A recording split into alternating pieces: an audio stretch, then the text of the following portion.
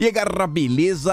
Como é que vocês estão? Meus amigos, o vídeo de hoje está aqui dividido em 4 temas e já vamos começar falando sobre eleições, falar do PT, porque a Folha de São Paulo trouxe 2 matérias bem interessantes. A primeira delas fala que a campanha do Lula vai mudar a sua estratégia, porque Bolsonaro vem apresentando bons resultados nas pesquisas, quem poderia imaginar?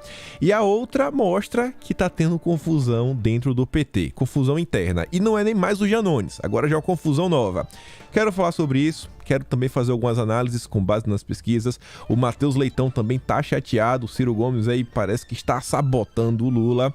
Quero falar sobre judicialização, o que as campanhas aí estão fazendo, confusões que aconteceram nas últimas horas. Querem também tirar do ar o vídeo da Michelle Bolsonaro. Quem tá tentando fazer isso? A linha auxiliar do Lula, a Simone Tebet. Também quero falar sobre Bolsonaro nas ruas, falar o evento do Lula que parece que a mão de Deus impediu de acontecer.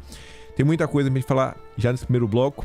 Depois Bolsonaro ali, contente, sorridente, não é à toa. Tivemos notícias bem interessantes no âmbito da economia, no dia de ontem, desemprego, dívida caindo. E eu quero mostrar um pouco também do que saiu sobre o Lula, que aparece um recorte de vídeo do Metrópolis, onde ele faz uma afirmação bem complicada sobre regulamentação do pequeno e médio empreendedor. Bem complicado, né? Parece que a esquerda realmente gosta um pouco de controle, Estado grande. E falar mais algumas coisinhas que a esquerda anda aprontando e tem conexão com o nosso terceiro tema. O Boric, o Gabriel Boric, o novo presidente do Chile, que está tentando aprovar aquela constituição meio maluquinha. Ele foi notícia ontem na imprensa brasileira, quase todos os veículos falaram dele, porque ele está falando do Brasil, ele está falando sobre Bolsonaro, ele está falando inclusive que não dá para ter golpe de jeito nenhum, só que ele fala outras coisas. E é uma entrevista bem interessante, porque não foi no Brasil, né? Ele deu entrevista para uma mídia internacional. A jornalista para quem ele conversou é uma pessoa bem interessante, o Lula deve conhecer muito bem. Não vai adiantar muita coisa, e esse tema a gente vai continuar avançando nele, vai se conectar com o quarto e último tema do vídeo de hoje, que são temas ligados ao SG, à esquerda, Brasil e o mundo todo. E vamos começar com a notícia positiva. Esse aqui é o tipo de notícia que eu acho que também causa tremor dentro do PT. Eu acho que isso daqui, ao longo desses quase 4 anos, foi bem responsável nesse tipo de medida por reduzir algumas resistências que alguns setores tinham para com o Bolsonaro e mostrar que, cara, aquela conversa que tinha, que o Bolsonaro era um grande vilão, ele acabou com o Bolsa Família, que tentaram vender nas eleições de 2018, era pura balela. E você vê, ultrapassamos 400 mil títulos de propriedade emitidos em pouco mais de 3 anos de governo, 402.435 até hoje. Os pequenos agricultores se libertam das amarras de grupos partidários, participando agora de políticas públicas de incentivo à produção e renda de suas famílias.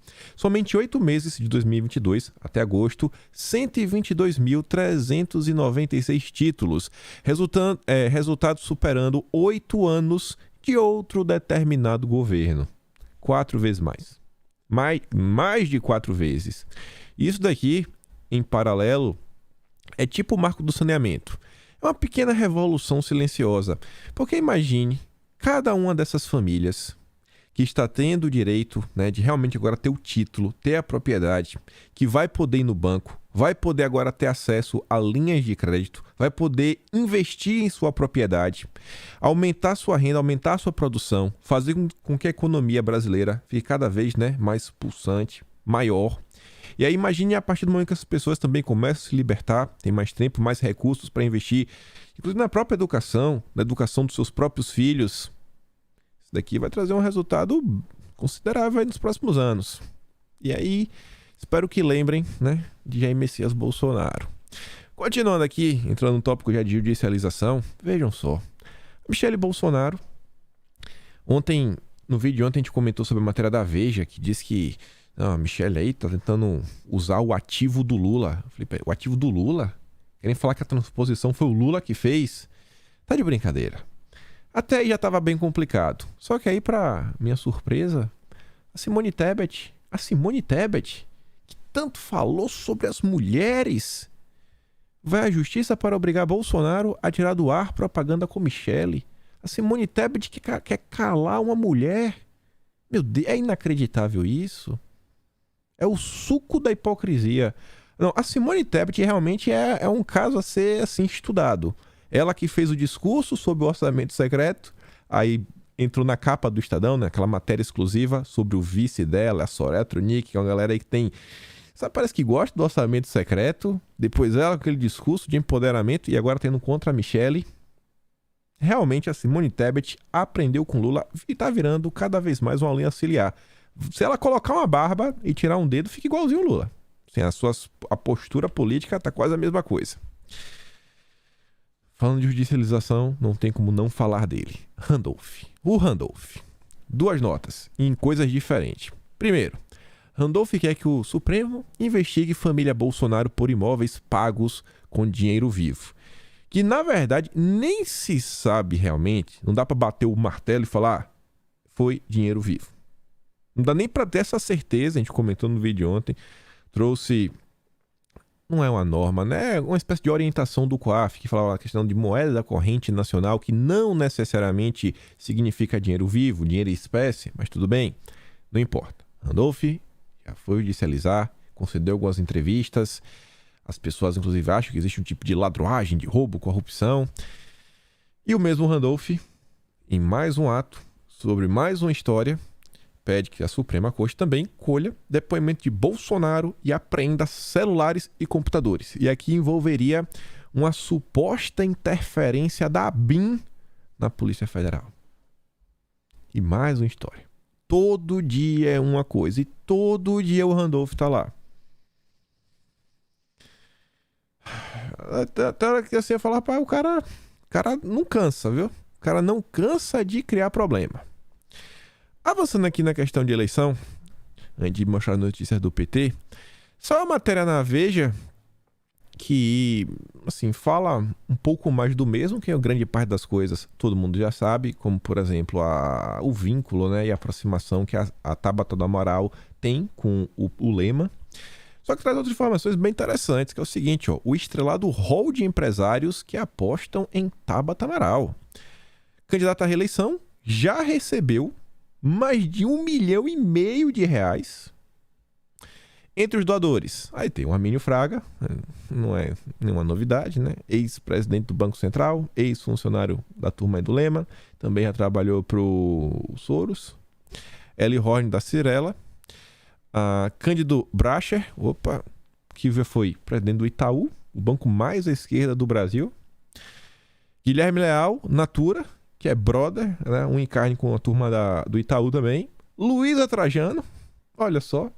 E é um cara novo que eu nunca tinha escutado, Florian Bartunek, um dos maiores gestores de fundos do país. Ele também contribuiu com R$100 mil cada, né? Luísa Trajano é esse cara.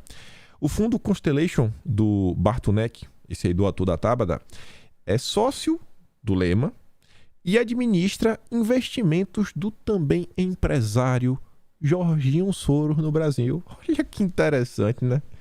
O cara que administra os fundos do Jorginho. Essa é a Tabata Amaral. Essa é a Tabata Amaral. Moro fala em convergências e Deltan critica manifestos pró-democracia em acenos a Bolsonaro. Nossa. Quem também criticou o manifesto pró-democracia, né? A carta da USP, foi o ex-ministro Marco Aurélio Mello. Mas a gente vai falar isso lá na frente, porque o Boric elogiou a cartinha. Mas calma lá. Eu trouxe essa nota só por um motivo. Olha o que eu falei logo após o debate. Como os últimos acontecimentos estavam assim desembocando em um cenário onde aqueles grupos que apoiaram Bolsonaro em 2018 e ao longo desses anos estavam meio chateados com o presidente, por causa disso, por causa daquilo outro, acabou com a Lava Jato, aquela narrativa maluca que Nando Moura, o MBL ficava repetindo à torta e direito. E aí você tá vendo, né? O Moro tá aí falando em convergências, tentando aí trazer para si o capital político de Bolsonaro. Deltan Dallagnol, a mesma coisa. Olha como a campanha de Bolsonaro, olha como as matérias que estão saindo na imprensa são aquelas matérias em tom crítico para tentar derrubar Bolsonaro. Não são matérias que estão apontando assim falhas, problemas. Pelo contrário, as matérias estão tentando problematizar. Bolsonaro, assim, a campanha de Bolsonaro acertou tanto no tom aí nas últimas inserções na TV que agora querem tirar o vídeo da Michelle do ar. Foi tão acertado que querem tirar. Tá entendendo? Então você que tem que tirar. As coisas estão tão bem que a imprensa faz questão de bater no Carlos. Eu não trouxe aqui umas matérias, mas a imprensa também está tentando fomentar uma crise, uma treta na questão de campanha, batendo nos marqueteiros, etc. E é só pancada, é só paulada, é só pancada, é só paulada, tentando problematizar. Se a campanha de Bolsonaro realmente tivesse, né, os trancos e barrancos, todo mundo brigando entre si, tem algumas confusões, obviamente que tem. Obviamente que tem, já escutei uma coisa ou outra. Mas perceba como, pelo menos assim, as ações e os eventos, as idas de Bolsonaro em entrevistas, podcasts, sabatina, o debate, como você vê que está assim, numa onda crescente. E isso tudo junto ao cenário real do Brasil, dados, fatos, melhora econômica. Trazendo aqui após o Moro, né? Começando a falar do Lula. Lula dissemina fake news sobre prisão na Lava Jato. Campanha Leque petista foi absolvido em todos os processos até na ONU e chama a condenação de armação política. TSE vai tomar alguma providência? Olha o antagonista que tanto batia em Bolsonaro. Quando o Maynard estava lá, o Maynard estava até defendendo o Lula. É voto nulo, é isso, aquilo, outro. Os caras meio que deram a rasteira no Maynard. Eu não acredito nessa aposentadoria, eu acho que tomou a rasteira. Eu acho que o Cláudio Dantas, o Mário Sabino, chamaram na chincha e falou: irmão, você tá em Veneza, você tá indo bem bom, comendo pizza italiana da original. Sabe, se der ruim, quem vai sofrer é a gente, você tá de boa. Então, fica quieto, tá boletando aí com força, continue boletando e deixa a gente aqui, porque o Lula não dá. O Lula não dá. O Lula não dá. E aí tá apanhando, e tá apanhando. E uma boa pergunta, né? Será que vai ter alguma providência? Você vê que o Lula também tentou utilizar o trecho do William Bonner. A Globo, logo a Globo, uma das maiores aliadas do Lula, pediu para tirar. Não é a Simone Tebet, que é a oposição, querendo derrubar o Vida Michele. É a Globo, que é aliada do Lula, que não usa não. Tá, passou do limite, Lula. Passou do limite. Tem até uma matéria que foi interessante, saiu hoje. Ontem, na verdade. O Lauro Jardim falando sobre as próximas entrevistas e sabatinas de Bolsonaro. Ele falou, ele vai estar lá na Rede TV e na Jovem Pan. Ele vai estar jogando em casa. Eu quero ver o Lauro Jardim falar a mesma coisa, né? O Lula, quando tá aqui na Globo, ele tá na casa dele. Isso ele não fala. A Globo é imparcial. E aí, vejam só. No primeiro turno, Lula deve comparecer somente a mais um debate, o da TV Globo. Pessoal, vocês conseguem lembrar qual foi a última entrevista grande que o Lula concedeu que não seja a do Jornal Nacional? Vocês conseguem lembrar? Eu tinha feito um tweet, o Texugo ele até retweetou. Assim, era meio tom de brincadeira, mas é verdade. Antigamente a gente falava que o Lula ele não podia pisar na rua. Isso não é brincadeira, isso a gente fala dando risada, mas é verdade, porque vai ser vaiado. Depois, você vê, o Lula não pode mais ir nos debates. Não é debates. E aí eu falava ali embaixo, nesse ritmo, o único lugar que o Lula vai frequentar é o escritório do William Bonner. O Lula não poder ter aparições públicas, entrevistas, é porque, assim, é só deixar o Lula falar que ele mesmo cria problemas para si, como ele criou no dia de ontem. Mesmo falando em um evento pequeno, etc., ele criou problemas para ele. Não tem uma entrevista grande. O pessoal fala, Bolsonaro tá jogando em casa. Tá, e o Lula? O Lula vai para alguma sabatina? Ele vai para sabatina da CNN? Vai para alguma entrevista? Só o da Globo. Isso não é estranho? Olha como a campanha do Lula vem tendo inúmeros problemas. É notícias sobre o Janones e a insatisfação com o Janones. É com isso, é com aquilo outro. Agora não vai mais para nenhum debate. Só vai pro da Globo. Eu recomendo que o Bolsonaro faça o mesmo. Não perca seu tempo também batendo boca com Ciro Gomes e Simone Tebet. Aí é circo. Aí é circo.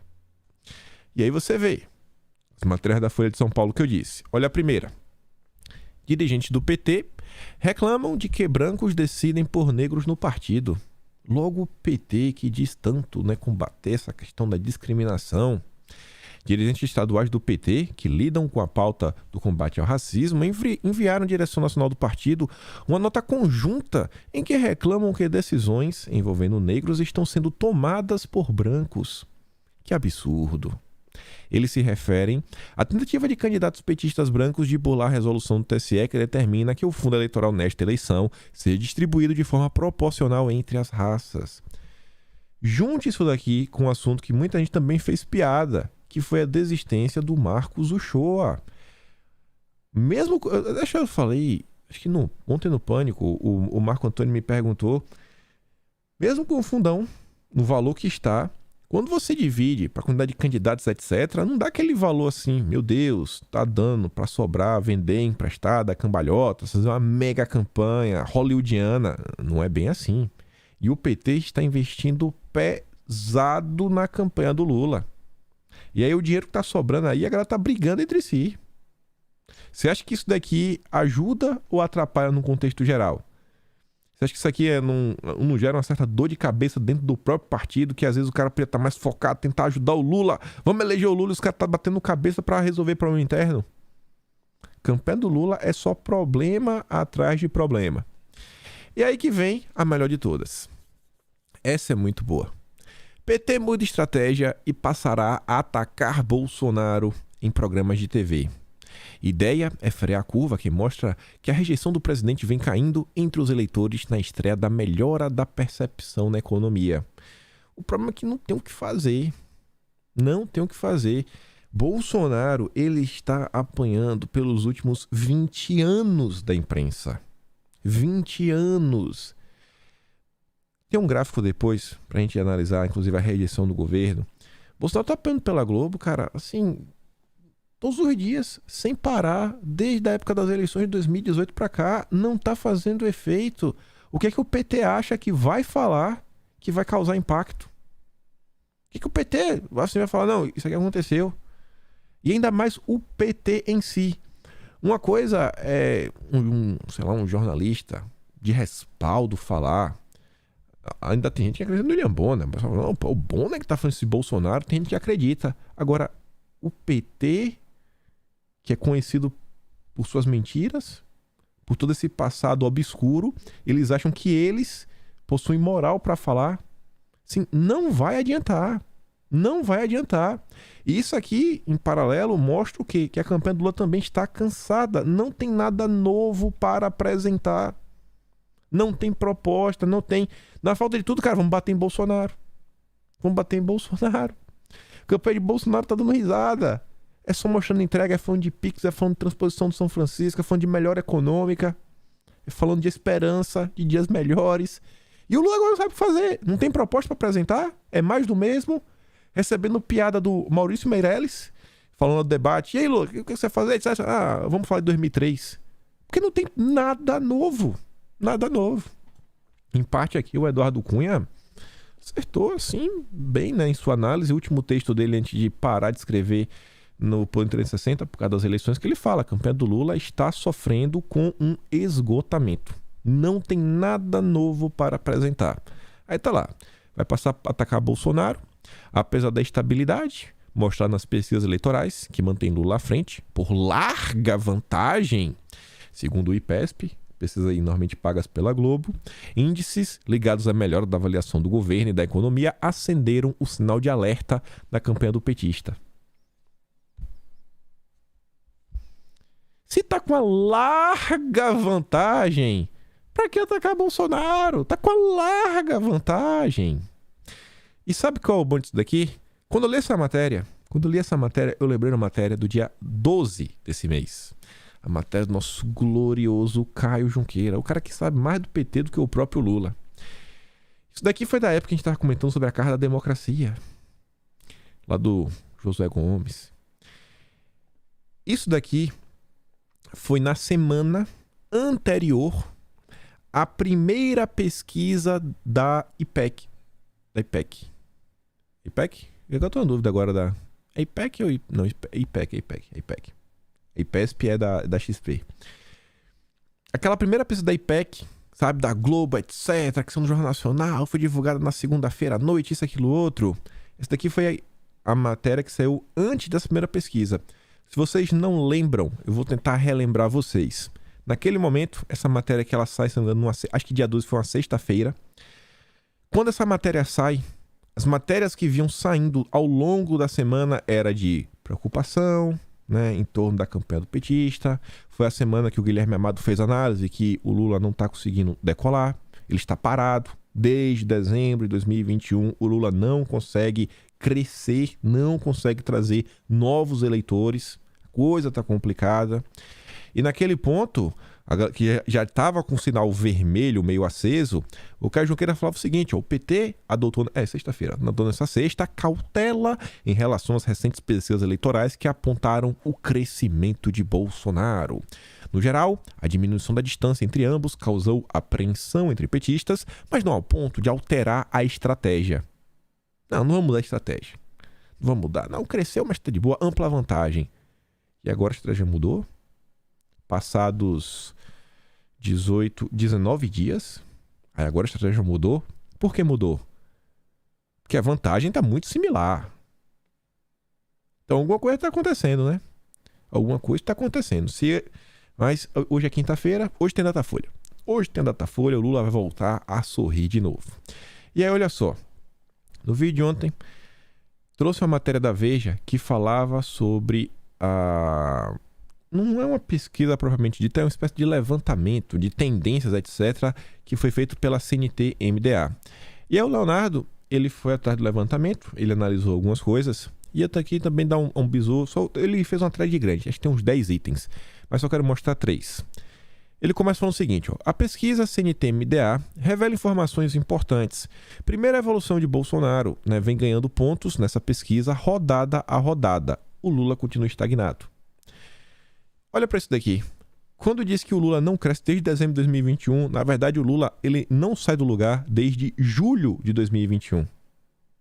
E aí também se confirma o que o Morgan falou, quando estava lá com ele na Revista Oeste, que ele falou, cara, a campanha do Lula ela já nasce no auge. Que todo mundo conhece o Lula. Todo mundo conhece o Lula. Ontem eu assisti um cara chamado Ferri falando uma coisa que em 2018... e tá falando de pesquisa, etc e tudo mais, o Lula levou a candidatura dele, cara, até quase os finalmente. Eu lembrava que o Lula era candidato em si mesmo, preso, etc. E foi isso, o Lula mesmo preso, etc. Levou a candidatura ao máximo, máximo, que é pra ver se agrupa a quantidade de eleitores possíveis que gostam dele, porque ele é mais popular que o Haddad, e ele passava o bastão pro Haddad pra ver se o Haddad se elegia. Não funcionou. Ou seja, o Lula, ele perdeu em 2018, né? Porque o Haddad era o poste dele, não deu certo. Ele volta, todo mundo que queria votar nele vai poder votar, não é nenhuma novidade, é uma pessoa que todo mundo conhece e ele não consegue avançar. Não consegue avançar.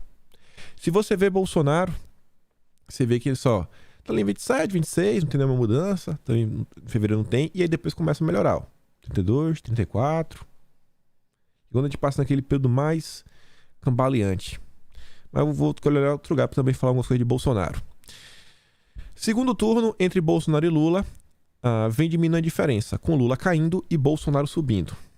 Esse é diferente. Aqui o Lula não está mais estável. Aqui não tem mais estabilidade. Aqui já tem queda. O segundo turno já se fala de queda. E Bolsonaro continua crescendo em qualquer tipo de cenário. E uma coisa interessante é isso daqui. Lula falou que ia bater em Bolsonaro. Vamos bater em Bolsonaro, vamos bater em Bolsonaro, vamos bater em Bolsonaro. O único período que realmente a mídia conseguiu emplacar alguma coisa e que foi por uma série de fatores que estavam acontecendo ao redor do país, assim, de forma sincronizada. Se você olhar aqui, a aprovação do governo, você vê que estava... Olha como estava o valor aqui, né? Vamos pegar aqui outubro de 2020. Quando é que a coisa começa a piorar um pouco? Eu não sei como é que está aqui os dados entre outubro, dezembro, novembro, dezembro, janeiro. Mas quando você olha aqui ao fevereiro, olha quando já está. Já caiu. E aqui em julho, cai mais ainda. O que foi que aconteceu aqui nesse período? Que foi o período de queda. Você vê, depois fica relativamente estável e volta a subir. O único período que Bolsonaro realmente perdeu uma certa aprovação foi o período da CPI do Lula. CPI, precisou fazer uma CPI. Todo aquele caos, mídia, batendo no cara, dia sim, dia também. Sabe? Realmente, assim, uma operação política. Porque, bicho, não vai. E agora ele tá aí. Ele continua apanhando. Ele continua apanhando. Não vai ter nova CPI agora. Vai ficar, não tem mais cenário que os caras consigam fazer pra impedir o contínuo crescimento de Bolsonaro.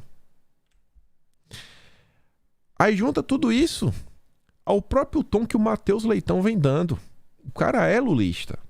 Termina o debate e ele diz: Bolsonaro venceu. Lamentavelmente. Tá triste. Aí ele escreve ontem, ó: nova pesquisa traz péssima notícia para Lula e a culpa é de Ciro. Não é ruim, é péssima. É péssima. Mostrando que o Ciro tá crescendo, tá desidratando o Lula. O que foi que eu falei também ao final do debate? Gente, o que o Lula fez, assim, se o pessoal falar, ai, Bolsonaro, ele precisa crescer entre as mulheres, ele atacou a Vera Magalhães, isso vai pegar mal. Se o pessoal acha que isso pegou mal, a piadinha que o Lula fez para o Ciro pegou muito pior. É muito pior, porque o eleitor do Ciro, ele é puta da vida com essa história.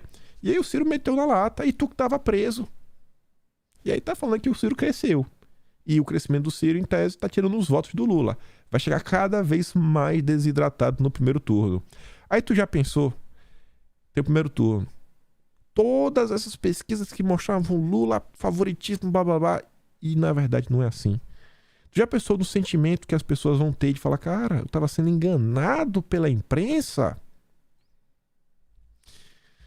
Ciro Gomes. Lula perdeu a capacidade de enfrentar Bolsonaro e a direita. E tá aí apanhando. O Lula tá apanhando. Ele foi... Antes do debate, eu falei, no dia antes do debate, gravando um vídeo falando, gente, o Lula ele precisa ir amanhã para tentar fazer as pazes com o Ciro Gomes, na verdade com o eleitor do Ciro Gomes. Aquele risinho de deboche dele, Ciro, você tem que pedir desculpa, não vá para Paris. Ele jogou no saco. Sim, cara, ele desperdiçou a oportunidade. E agora o PT não quer deixar ele pro debate. Primeiro, para não passar vergonha com o Bolsonaro. E segundo, para o Lula não criar ainda mais problemas para ele mesmo. A campanha do Lula tá um desastre. Está um desastre. E olha só. Ontem, Bolsonaro aí, né? Teve uma pessoa que supostamente tentou jogar um objeto em Bolsonaro durante a motociata. Fico muito preocupado com isso. Preocupado mesmo de verdade, né? Bolsonaro, pelo amor de Deus. Espero que a segurança seja reforçada depois disso. Mas eu quero mostrar para vocês a agenda de Bolsonaro ontem, lá no Paraná. Olha isso daqui. Vocês vão entender porque eu vou mostrar.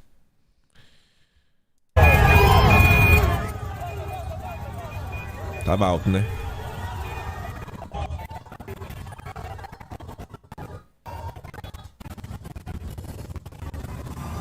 Passei acelerado. Todo mundo vê aí, né? Com as motinhas. Aí você vê aqui. Tirar o som, porque depois vai aqui, né? Tem direito autoral. Mas você vê. Multidão de gente, ó. Aí a câmera corta pra cá. Você vê que tem gente até o fim.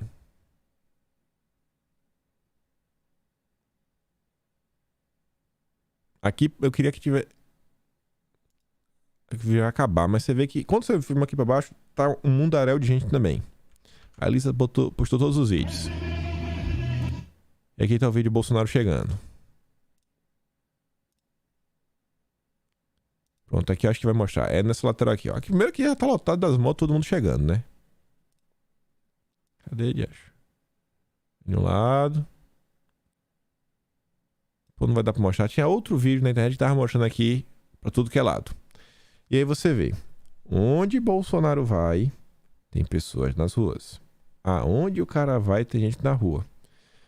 Querendo ou não, né? De motociata em motociata, Bolsonaro tá rodando o Brasil inteiro há um bom tempo. Um bom tempo. E uma coisa que eu fiquei assim, me questionando depois, que eu achei bem interessante, pode ter acontecido. Pode ter acontecido aí nos últimos meses, mas olha o que aconteceu com a campanha do Lula. Comício do Lula em Belém. O vento derrubou a estrutura na Marina Clube. Não vai ter.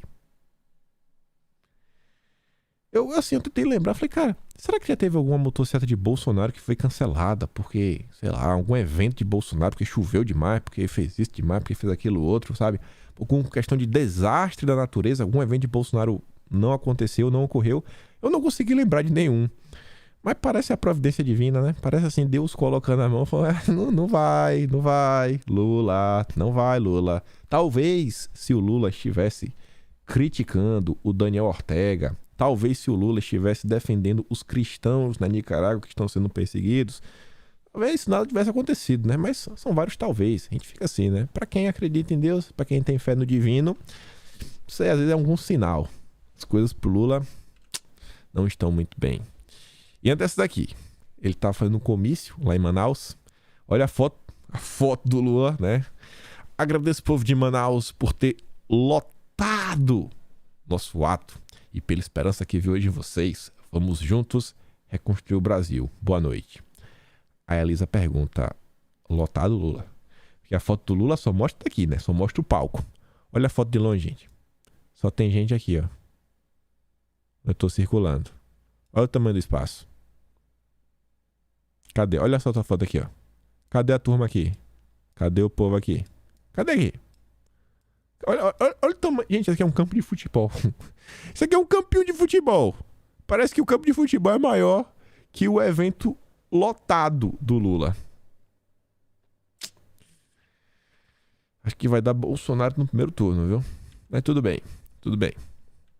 Vamos falar porque talvez dê Bolsonaro no primeiro turno.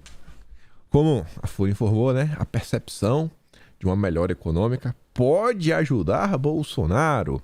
E no dia de ontem, até a Globo teve que noticiar: dívida pública cai pelo 9º mês seguido e atinge 77,6% do PIB. Uma coisa que a imprensa sempre estava falando, mas era a questão de desemprego. Desemprego cai, mas a renda do brasileiro não sobe. A renda está ruim. Diminuiu o desemprego, mas a renda não melhorou. Só que dessa vez, desemprego recua para 9,1% e renda volta a subir após 2 anos, diz o IBGE. E agora? Onde está o MAS? Onde está? Nem o MAS a Folha de São Paulo conseguiu colocar. Mas a Globo é diferenciada.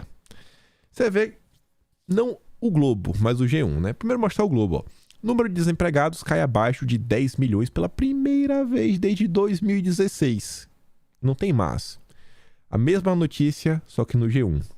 Desemprego recua para 9,1%, mas ainda atinge 9,9 milhões de pessoas. Uai, mas você vê, né, que o Globo tá sendo mais honesto do que a turma do G1. Acho que o cara do Globo vai ser demitido e eles vão contratar o do G1, né? Porque o padrão Globo de jornalismo é o MAS.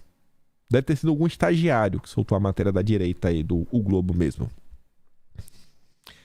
10 milhões pela primeira vez, né? Coisa boa, pô. Voltamos aí patamares quando o Brasil não estava totalmente quebrado, né? A Dilma ainda estava tentando quebrar o Brasil, mas tem o MAS. Ao valor econômico, também Grupo Globo. Desemprego cai para 9,1% até julho, menor taxa desde 2015. Deveria ser alguma notícia boa.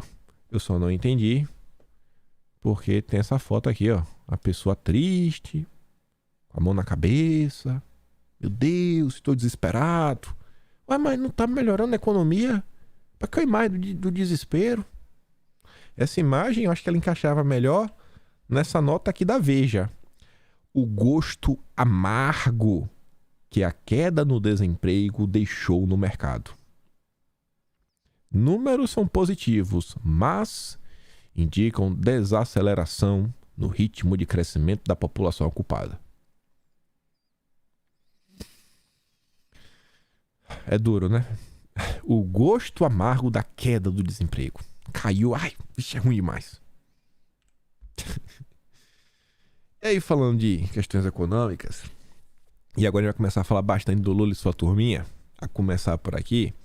Esse vídeo eu mando para vocês no Telegram, não vou dar play no áudio, só vou ler o que a Metrópole está falando. Lula defende regulação do micro e médio empreendedorismo no Brasil para assegurar direitos trabalhistas. Lula está criticando aí a questão de quem trabalha com entrega. Ah, tá ruim. Não, o cara tem que ter férias, né? Isso aqui, aquilo, outro, blá, blá, blá. As pessoas que trabalham entregando comida, sentindo cheiro sem ter dinheiro para comer, estão mais para ser consideradas quase que em trabalho escravo, diz o petista. Regulação e controle. Regulação e controle. Essa é a esquerda. E aí, veja só, falando em esquerda. Eu tinha visto essa notícia ontem, mas não, na verdade anteontem. Poderia estar no vídeo ontem, mas a pressa final, isso aqui eu comento depois. E eu acho que eu realmente esperei, porque eu não tinha pensado no que o Atalaia falou. Para mim, a parte mais interessante da notícia, que é o seguinte, ó, o setor financeiro aposta em Alckmin para Ministério da Economia em eventual governo Lula. Como se fosse uma coisa muito boa até o Alckmin. E o Atalaia falou uma coisa que é bem pertinente. Todos os brasileiros sabiam que Paulo Guedes seria ministro da Economia com meses de antecedência das eleições. Não foi especulação. Hoje, do lado de Lula, ninguém sabe. E do lado do Lula, as andanças dele e da turminha dele, como o Padilha, que vai lá, né, da XP, junto ao Benchimol, fala, não, vai ter previsibilidade total. Onde é que está a previsibilidade que o Lula vendeu para a turma do Benchimol? Cadê? Inclusive ontem, tá tendo aí, né? O CAD abriu uma investigação contra a XP. Desejo boa sorte pro Benchimol. E eu gostaria de saber se o Lula vai continuar sendo amigo dele. Só perguntando, né? Para depois falar nada. Ninguém solta a mão de ninguém. Continuando ainda na esquerda.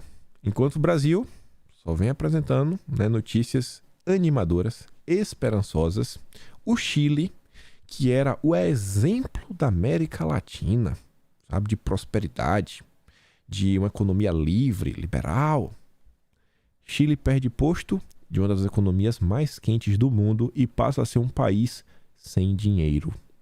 Investidores têm tirado tanto dinheiro do país, mesmo com juros em máxima de 24 anos, que o Banco Central teve que injetar bilhões de dólares no mercado de câmbio para estabilizar o peso. Só não pode, daqui a pouco vai virar Argentina. E o cara pergunta, alguém saberia dizer o que teve no Chile? E a resposta é bem simples, né? Eles elegeram o amigo do Lula, o Gabriel Boric. E aqui a gente vai começar a fala deles. Boric defende reação conjunta da América Latina a golpe no Brasil. Eu vou mostrar para vocês alguns trechos da entrevista dele. Mas tá lá, o Boric defendeu que a América Latina tem que reagir em conjunto para colaborar na prevenção de um possível golpe de Estado no Brasil. Entrevista para Time, que o Lula também, né, concedeu entrevista. Olha que interessante. Só não vai me falar que quem entrevistou o Boric foi a mesma pessoa que entrevistou o Lula, que aí ia ser muito estranho. Só não vai me falar, né? Será? Não sei.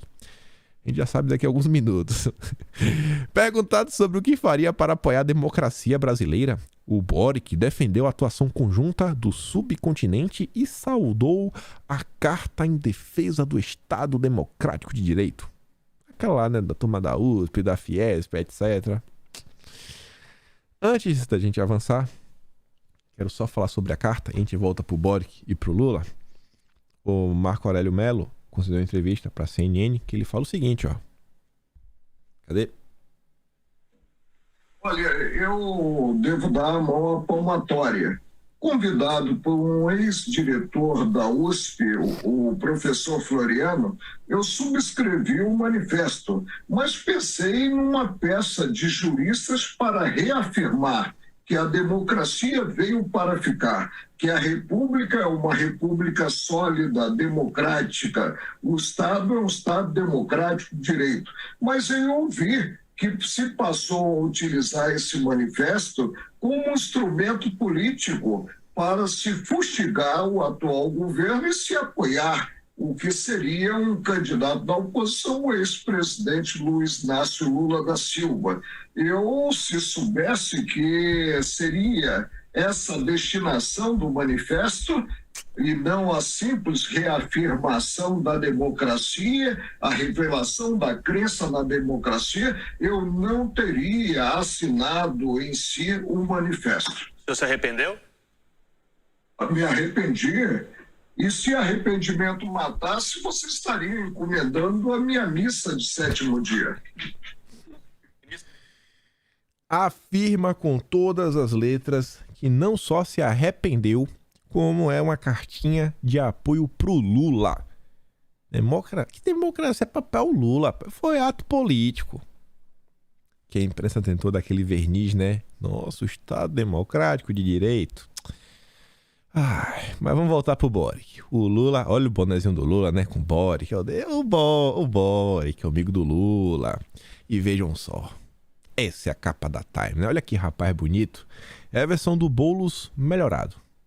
Não é só a estética. Porque, assim, por dentro é a mesma coisa. O novo guarda, talvez o novo guardião. O presidente mais jovem do Chile está liderando o seu país através de um momento de mudança histórico. Nossa, sensacional. E a jornalista que entrevistou ele é a Ciara Nugent. Será que é a mesma pessoa que entrevistou o Lula? Sim, gente, é a mesma mulher que entrevistou o Lula. Meu Deus, que interessante. Será que foi o Lula que passou o telefone e falou: Boric, tem uma mulher para nos ajudar, Boric. Sei que você quer aprovar a Constituição. Vá lá e me defenda, Boric. Vá lá, é nossa. É brother. É parce. Só para relembrar, né, porque o Lula concedeu entrevista para Time, a Ciara, ela agradeceu. Olha quem ela agradece. Felipe Neto. Thomas Trauman, aquele que finge que é jornalista para escrever análises sobre como o Lula é um cara sensacional. Ele finge análise porque, na verdade, ele é o ex-porta-voz da Dilma e ex-assessor do Palocci.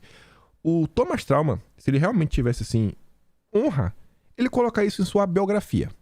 Lá na Veja, assim, ó, Thomas Trauman. A primeira coisa, assim, ó, ex-porta-voz da Dilma Rousseff, ex-assessor do Palocci. Depois ele colocava o que ele quiser, jornalista. Mas bota isso, é questão de honestidade.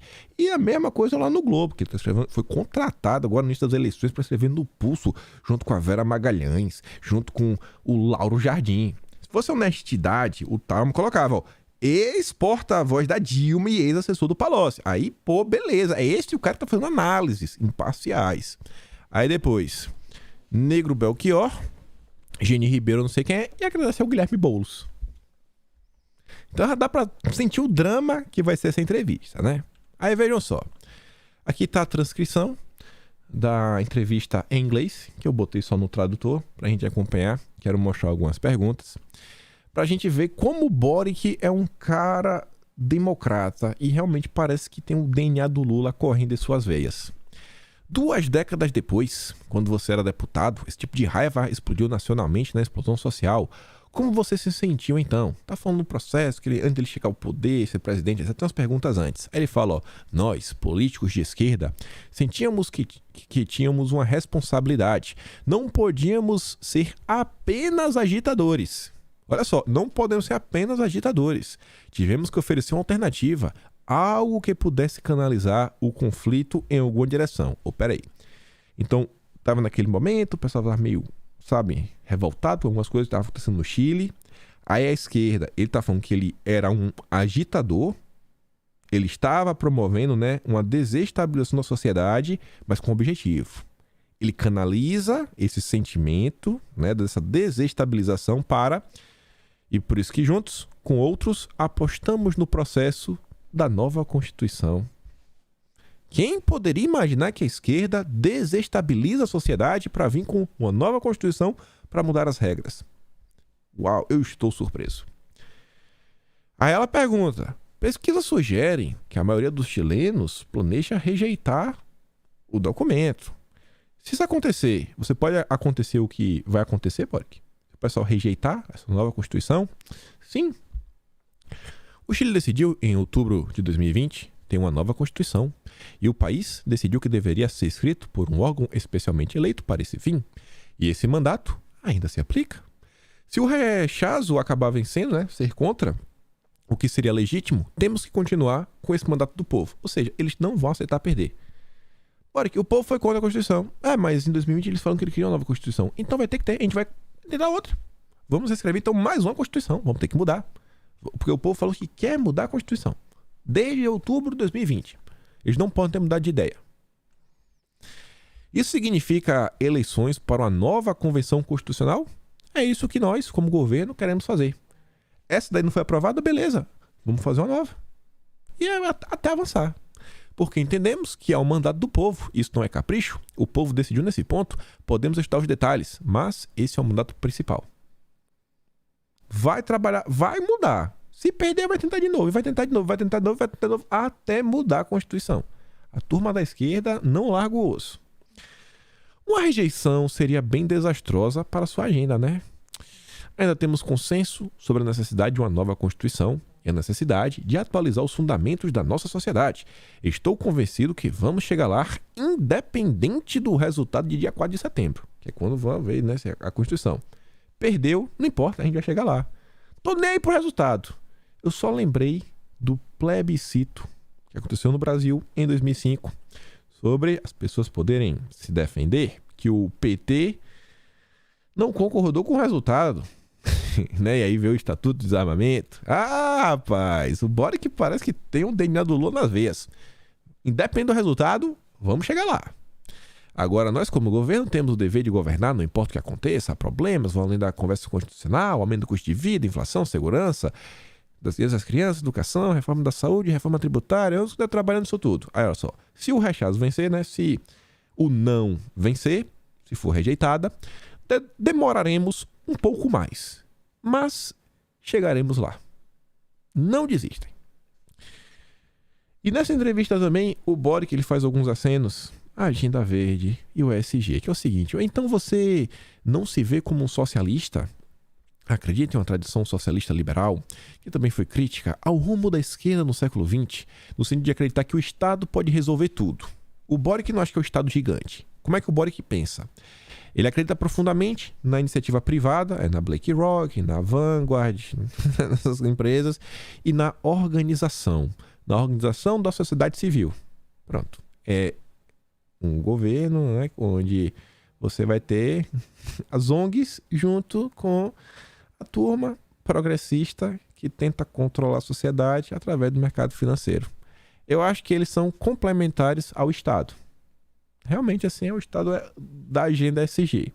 Não vejo o Estado controlando tudo como no socialismo do século XX, que falharam. Temos que assumir o controle desse fracasso. Aí diz, o Chile tem enormes reservas desses materiais, desses metais. Você está falando da questão de lítio, serve para fazer baterias, para carros elétricos, meio ambiente. Mas extraí-los tem causado muitos danos ao meio ambiente local. As mineradoras têm mais a temer sobre o seu governo do que as anteriores. Olha o que ele diz. Não medo. Vamos exigir padrões ambientais mais elevados, ou seja, mais custos, mais certificações, que uma certificação depende de alguém que vai te dar o selinho, né? Um processo mais custoso, cada vez mais difícil para o micro e o médio empreendedor, que o Lula falou mais tarde, né? Que tem que regular, mas vai regular. E para que esses padrões sejam atendidos, mas vamos respeitar a lei. O importante é gerar certeza. Conversamos com a empresa de mineração australiana, a BHP, por exemplo. A BHP está fazendo um investimento de 20 bilhões de dólares no Chile. Será que seu Zé, que cresceu no Pará, sabe, filho de garimpeiro, primo de garimpeiro, irmão de garimpeiro, sei lá, bicho, ele leva lá o sustento para a família dele. Será que seu Zé vai conseguir ser garimpeiro num governo de esquerda no Brasil? Será que o Lula também? O Lula falou que não vai ter garimpo legal no governo dele. O problema é o seguinte: garimpo legal hoje, sei lá, é você garimpar. Vamos dar um exemplo: é garimpar em terra indígena. O Lula vem ao poder, trabalhando pelo meio ambiente, fala: ó, o garimpo agora para ser legal, todo mundo uniformizado, isso daqui, selinho, certificação, trator elétrico, não sei o que lá, tudo elétrico, não pode ter nada diesel, etc. Você consegue atender a todos esses quesitos? Não, então você é ilegal. Pô, mas você é ilegal. Acabou. Gente, legalidade é estar em conformidade com as leis, com as regras, com as regulamentações. Tá entendendo essa questão da regulamentação? É você arbitrar o jogo. Quem pode jogar e quem não pode. E não canso de lembrar o Leonardo Atucci, fundador do Brasil 247, lulista de carteirinha, o Gabriel Boric, que talvez seja o primeiro presidente ESG da história. Não nega. E vejam só. Saiu um texto ontem. Na verdade, não sei se foi ontem, mas eu vi ontem. O Vivek é um cara da... Como é o nome? Da empresa Strive. Eu já comentei ele no vídeo. Nos Estados Unidos já tem um movimento um pouco mais sólido combatendo esse tipo de agenda. Falam, cara, olha só, as empresas têm que dar lucro. Não pode ser só a causa social, só o meio ambiente, a governança. Não, cara, não é bem assim. As empresas elas têm que produzir, têm que desenvolver. E aí o Vivek vai lá e ele bota esse texto. Temos que quebrar os gigantes do investimento SG. Eu falei, pô, peraí, o cara quer quebrar os gigantes? Ele tá lá, né? Vanguard, a BlackRock e acho que a State Stone, não sei se é o nome. State Street. Ele tá lá, ó. 3 das maiores lojas de investimento dos Estados Unidos, a BlackRock, a Vanguard e State Street, há muito usam do seu dinheiro, usam o seu domínio, e na verdade o seu dinheiro também, né? Porque é dos investidores. Várias pessoas colocam o seu dinheiro na empresa e aí eles saem comprando várias e várias empresas e aí colocam várias pessoas deles nos conselhos para ajudar na tomada de decisões. Então envolve o seu dinheiro também. Mas enfim, ó. Há muito usam seu domínio em fundos de investimento passivo para forçar as corporações a cumprir seu conjunto preferido de políticas ambientais, sociais e de governança. Eles saem comprando um pouquinho de cada empresa, aquele mínimo para você colocar o seu cara no conselho, para na hora de tomar decisão, ter voto no conselho, e vai lá, não, a gente quer que tenha esse aqui, ó, essa agenda. Seu reinado, no entanto, pode estar chegando ao fim legítimo, já que os agentes da lei dos Estados Unidos estão acordando para as ameaças que as 3 grandes representam para os investidores e a economia. Em uma carta de 4 de agosto para o Larry Fink, lá da BlackRock, procuradores gerais estaduais questionaram como a advocacia ESG da empresa se enquadra com seus deveres fiduciários para com os investidores. Os procuradores gerais levantaram especificamente se a conduta coordenada pela BlackRock com outras instituições financeiras, os outros 2 grandes, para desmonetizar a indústria de petróleo e gás, levanta potenciais questões antitrust, né? Assim, basicamente, assim, será que vocês estão tentando criar um novo monopólio? Será que vocês estão trabalhando juntos para vamos acabar com o combustível fóssil e vamos vir para essa direção? Isso daqui é um monopólio? Meio complicado. Os procuradores gerais estão investigando um assunto importante, mas é uma questão muito mais preocupante que eles devem explorar. Por que os 3 grandes estão perseguindo essas políticas em sincronia? Porque nenhuma instituição do setor de serviços financeiros, exceto a recém-lançada Strive, optou por colocar o investidor em primeiro lugar, priorizando o lucro sobre as questões sociais. Estranho, não? A resposta aparente levanta preocupações muito além do conluio anti-petróleo e gás das 3 grandes. Há boas razões para se preocupar com os efeitos ajustantes do mesmo conjunto de participantes que possuem todas as empresas concorrentes em outros setores. Muitos na academia têm incentivado a processar essas empresas sob a seção 7 da Lei Clayton, um estatuto antitrust, né, que é contra a monopolização do mercado, promulgado em 1914, que proíbe qualquer aquisição de ações ou propriedade que podem diminuir substancialmente a concorrência.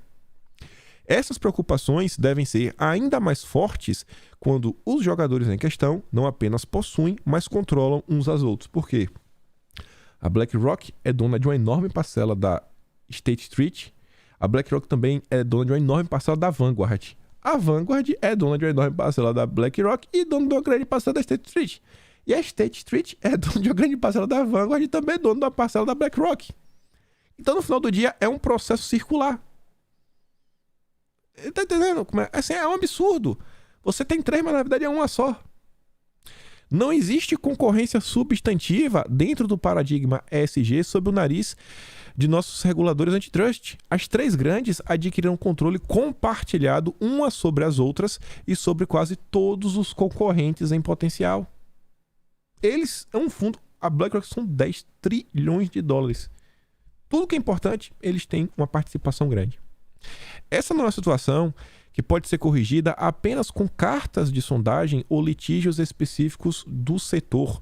Estamos agora enfrentando o problema original para o qual o Congresso escreveu leis antitrust americanas para resolver. Propriedade coordenada, de tudo por panelinhas concentradas que buscam suas próprias prioridades às custas do bem comum. Essa matéria é um pouco maior do que isso daqui. Eles também levantam a questão de que, uma grande parte do dinheiro dos fundos de pensão também está indo para essas empresas. Os fundos de pensão meio que estão sendo utilizados assim. Pô, esse dinheiro era para aposentadoria. Está se criando um mundo bem complicado. Será que as pessoas estão colocando dinheiro no fundo de pensão? Eles querem que esse tipo de política avance? Elas realmente apoiam nessa transição assim, do dia para noite, etc? É dinheiro que vai para aposentadoria e está sendo investido nessas empresas, etc. E aí, veja só. Aumento do calor extremo está afetando o nosso bem-estar e pode piorar. Uma matéria da CNN dedicada do início até o fim para militar em torno da Agenda Verde. Ele trazendo um estudo. Este estudo é a nova maneira de ver como as mudanças climáticas afetam os seres humanos em todo o mundo. Embora existam muitos fatores que afetem o bem-estar das pessoas, este estudo demonstra que existe uma relação clara entre o aumento das temperaturas e o declínio na avaliação da vida. Os cientistas também associaram o aquecimento das temperaturas e desastres relacionados com a seca a grandes conflitos em segurança alimentar. Não está faltando comida por causa da quebra das cadeias de produção, por causa do alto custo energético, que está fazendo com que a fábricas de fertilizante fechem as portas. Não é por causa disso. É porque está tudo mais quente. Porque o clima está esquentando. Embora este estudo não tenha medido diretamente essas coisas, acha que é uma implicação clara na pesquisa. Eu nem vou ler o resto. Robbie Parks, epidemiologista ambiental e professor assistente da Escola de Clima da Universidade de Colômbia, disse que a pesquisa é uma maneira eficaz de estimular os tomadores de decisão a puxar as alavancas certas na Agenda Verde. Tá claro. Pensa no que aconteceu na imprensa. Guilherme Amado levanta a bola pro Randolph Rodrigues cortar. Pronto, isso aqui é levantando a bola pro Lula cortar com a Agenda Verde. Pro Randolph cortar na Agenda Verde. Pro Jacques Wagner cortar com a Agenda Verde. É o estudo. Esse estudo é o Guilherme Amado da Agenda Verde. Aí veja só. O Vivek ele volta. Isso aqui foi na Califórnia. Eles soltaram um memorando anteontem, dia 30, falando o seguinte, né, que tá muito quente aí, etc, blá blá blá, então vai ser um momento meio complicado e as pessoas podem estar, todo mundo se ligando, ar-condicionado, etc, e não sabe se o estado, né, Califórnia, tem condição de suportar a carga. Então, assim, é uma recomendação. A autoridade da rede elétrica alertam sobre apagões e pedem aos moradores que economizem energia. Temos que economizar energia para não ter apagão. Ajuste termostato para 78 graus é Fahrenheit, né? Não é Celsius, então sei lá quanto vai desse daí na conversão, não vou fazer aqui na cabeça. Evite usar aparelhos grandes e carregar veículos elétricos e desligue as luzes desnecessárias. Evite carregar os veículos elétricos. Mas o veículo elétrico não era a solução. Então a pessoa agora está impossibilitada de sair de sua própria casa porque ele tem um carro elétrico. Ele comprou um carro elétrico para salvar o planeta e agora ele não pode sair de casa? Veja como funciona. A Califórnia adota políticas energéticas, né, que acaba complicando um pouquinho. Então, os fundos de pensão da Califórnia pressionam os grandes gestores de ativos a impor mandatos ESG em todo o setor privado para que o resto da América possa sofrer o destino da Califórnia. Fundo de pensão, mais uma vez, voltou o tema. Sabe quem que tomava conta dos fundos de pensão no Brasil? Não dos fundos, mas tinha a capacidade de mexer nas regras? O senhor Carlos Eduardo Gabas, na época da Previc.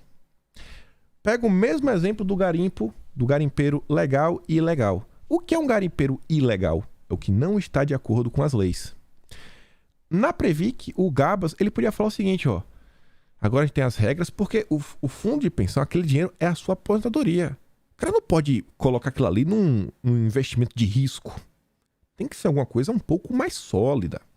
E aí, para garantir que esse dinheiro não vai ser mal aplicado, a Previc, ela faz uma listagem de várias regras. Pô, você não vai colocar esse dinheiro na mão do fulano de tal, né? Porque, assim, tem que ser alguém que tem uma empresa, com CNPJ.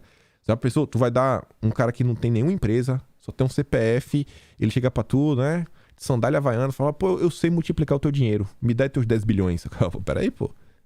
Qual é a tua... Tu tem aqui uma certificação, tu tem como me provar que tu entende de investimentos? Pô, eu sou... Não tenho não, mas eu sou bom, eu me garanto. Tu não vai colocar esse dinheiro na mão, né? Então a Previc entra nesse ponto para criar algumas regras básicas. Aí, a partir do momento que você coloca as regras lá em cima, você começa a direcionar ou você começa a limitar quem consegue ter acesso àquele dinheiro. Vamos pegar um exemplo lá na Califórnia. É um exemplo hipotético na Califórnia. Não tem nada a ver com o Brasil. Nada. Uma espécie de Previc californiana cria regras que no final do dia os únicos locais que podem receber dinheiro dos fundos de pensão são as empresas 100% SG. Se não for SG, não pode receber os aportes. Qual empresa não quer receber mais dinheiro, né? Ter acesso a esse mercado de capitais, para ela receber o dinheiro, ela fazer novo investimento, a empresa continuar crescendo, contratar mais pessoas, entregar mais produtos. Pô, todo empresário quer crescer sua empresa. E ele precisa de dinheiro para investir, reinvestir. Mas ele só tem acesso a esse dinheiro para investir e aumentar a empresa dele se ele for SG. Porque o fundo de pensão só pode depositar o dinheiro naquele lugar. E aí, através de uma indicação política, a Previc não é concurso público, falando do Brasil, você consegue direcionar parte do fluxo do dinheiro. A mesma coisa com a B3 agora.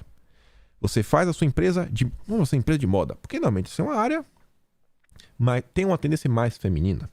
Você tem lá a sua empresa, sabe, moda, costura, roupas lindas, maravilhosas. A maior parte de sua empresa lá, 80% dos seus funcionários, inclusive os mais bem pagos, todos mulheres. Só que o conselho, meio que não tem conselho, é você sozinho. Aí você vai fazer um IPO de sua empresa para entrar na B3. Aí a B3 te pergunta: tem um grupo de minorias no conselho? Pô, mas 80% da minha empresa tem isso daqui, daquilo outro. Tem no conselho? Pô, mas minha empresa tem no conselho? Não, no conselho não tem. Então você, amiguinho, não pode participar da B3. Você não pode entrar para o meu clubinho. Gente, é isso que está acontecendo no Brasil hoje. Essa regra dos conselhos da B3 já está acontecendo. E assim, eles asseguram que as portas para o mercado de capitais, para investimentos, estarão fechadas para quem não rezar a cartilha política dessa turma. Só para falar aqui da Califórnia, dia 30, não carrega o carro elétrico não, viu? Porque a gente está num cenário meio complicado, um cenário energético meio complicado. Dia 24, essa mesma Califórnia aprovou uma lei que proíbe a venda de carros a gasolina a partir de 2035. Eu espero que até lá eles resolvam, né? Para não pedir que a galera deixe de carregar o seu carro lá em 2035. Tem mais aqui da Califórnia também, etc. E umas coisas aqui também envolvem SG, mas isso aqui a gente comenta até amanhã. Ligados a questões energéticas. Mas olha o que está acontecendo, pessoal. E eu só vou deixar para vocês aqui uma provocação. Uma pequena provocação. Pensa aí nos próximos 4 anos. Olha esse tipo de notícia. Tenta lembrar de 2019. Você lembra como teve um determinado momento ali em setembro de 2019 que a Amazônia estava pegando fogo, né? Que o Salles, ele ganhou todos os holofotes. Você lembra que ali no início de 2021, por causa da CPI, os holofotes caíram no Ministério da Saúde? Quais ministérios você acha que nesses próximos 4 anos assim vai ter um peso e uma pressão internacional sem tamanho? Olha o que está acontecendo com a energia, olha o que está acontecendo com a comida. Pare e pensa nisso. Olha as coisas que estão por vir. E aí você tenta pensar, né? Faz essa provocação. Pô, quais devem ser os setores chaves nos próximos 4 anos? Quem será que o Lula vai colocar nessas posições? E aí você olha quem Bolsonaro colocou até então. E você tira aí as suas conclusões finais. Fico por aqui. Vai lá no Telegram. Pega os vídeos. Se gosta do meu trabalho, pode se tornar membro do canal. Botão de valeu. Patreon na descrição. Mas o mais importante de tudo, converta votos para Jair Messias Bolsonaro e volte amanhã. Falou, meus amigos.